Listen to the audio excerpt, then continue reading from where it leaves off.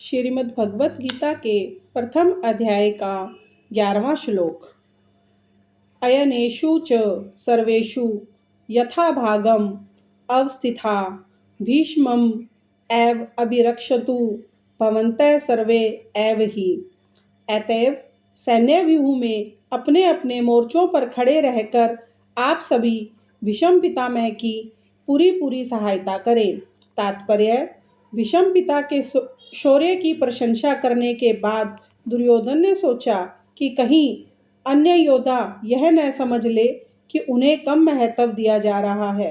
अतः दुर्योधन ने अपने सहज कूटनीतिक ढंग से स्थिति संभालने के उद्देश्य से उपयुक्त शब्द कहे।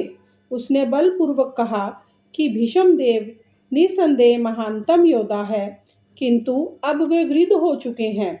अतः प्रत्येक सैनिक को चाहिए कि चारों ओर से उनकी सुरक्षा का विशेष ध्यान रखे। हो सकता है कि वे किसी एक दिशा में युद्ध करने में लग जाएं और शत्रु इस व्यस्तता का लाभ उठा ले। अतः यह आवश्यक है कि अन्य योद्धा मोर्चों पर अपनी अपनी स्थिति पर अडिग रहे और शत्रु को व्यूह न तोड़ने दें। दुर्योधन को पूर्ण विश्वास था कि कुरुओं की विजय भीष्म देव की उपस्थिति पर निर्भर है।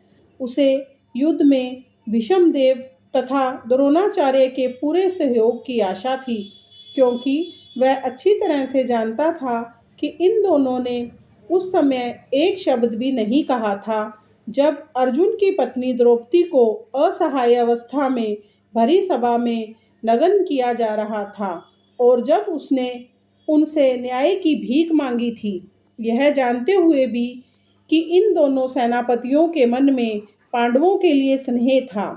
दुर्योधन को आशा थी कि वे इस स्नेह को उसी तरह त्याग देंगे जिस प्रकार उन्होंने उस समय ध्रुत क्रीड़ा के अवसर पर किया था, अर्थात द्रौपदी के न्याय मांगने पर भी उन्होंने उसकी तरफ कोई ध्यान नहीं दिया था।